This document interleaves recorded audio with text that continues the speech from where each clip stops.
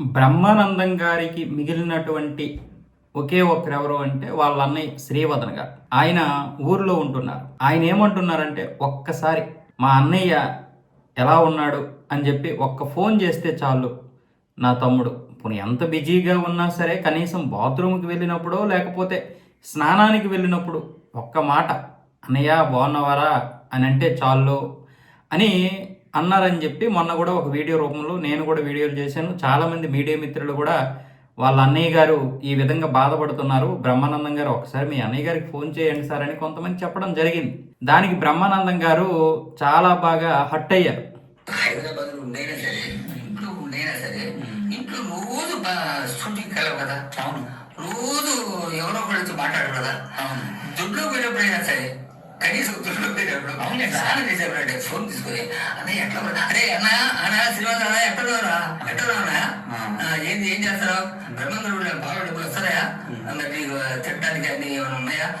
Simple. తన బాగోగులు అడిగితే నాకు ఎంతో ఆనందంగా ఉంటుంది, నేను బ్రతకగలుగుతున్నాను నా డబ్బులతో.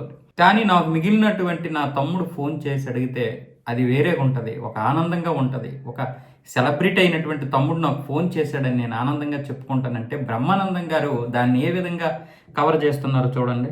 చాలా మంది మిత్రులు కొంచెం అపార్థం చేసుకున్నట్టున్నారు. నాకు 30 ఏళ్ళ సంబంధం ఉంది, నేనంటే ఎంతో అభిమానంగా ప్రేమగా చూస్తుంటారు. మేము కూడా ఎంతో మాట్లాడుకుంటాం.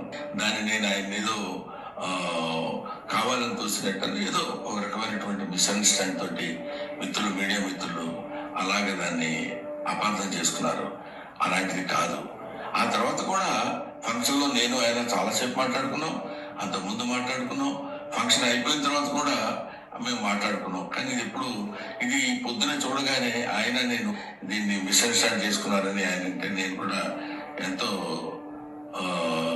అయ్యో ఇదేంటి ఇలా జరిగిందని ఆయన్ని ఎక్కడ అపార్థం చేసుకుంటారో అని, అలాంటిది కాదు అని చెప్పడానికి క్లారిటీ ఇవ్వడానికి మాత్రం మీ అందరికీ ఫోన్ చేసి చెప్తాను. ఒక్కసారి అయినా మా అన్నయ్య నేను అలాంటి అపార్థాలు చేసుకోలేదు, మా ఇద్దరం మంచిగానే ఉన్నాము, అన్నయ్యతో మాట్లాడాను, మొన్న కూడా ఫంక్షన్లో అన్నయ్య నేను మాట్లాడామని చెప్పాలి.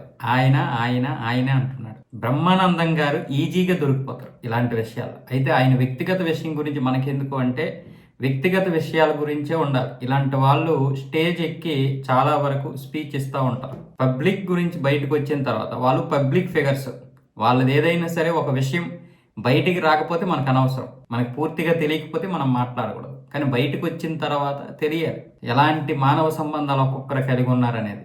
అయితే బ్రహ్మానందం గారి గురించి చాలా విషయాలు, జంధ్యాల గారి విషయంలో కావచ్చు, లేకపోతే మరి కొంతమంది మిత్రుల విషయంలో కావచ్చు, చాలా విషయాలు బయటకు వచ్చినా వాటి గురించి మనకు పూర్తిగా క్లారిటీ లేదు, కాబట్టి వాటి గురించి మనం మాట్లాడకూడదు. కానీ ఈ విషయంలో వాళ్ళ అన్నయ్య గారు మాట్లాడిన తర్వాత బ్రహ్మానందం గారు దాన్ని కవర్ చేసుకోవడానికి ఒక వీడియో చేస్తే అందులో కూడా అన్నయ్య అనలేదు. తోడ పుట్టిన వ్యక్తి కదా అతను, మిగిల్చిన రక్తంతో పుట్టినటువంటి వ్యక్తి బ్రహ్మానందం గారు. 6 అన్నదమ్ములు పుడితే 2 ఉన్నారు, 4 చనిపోయారు, కాలాన్ని రీత్యా చనిపోయారు.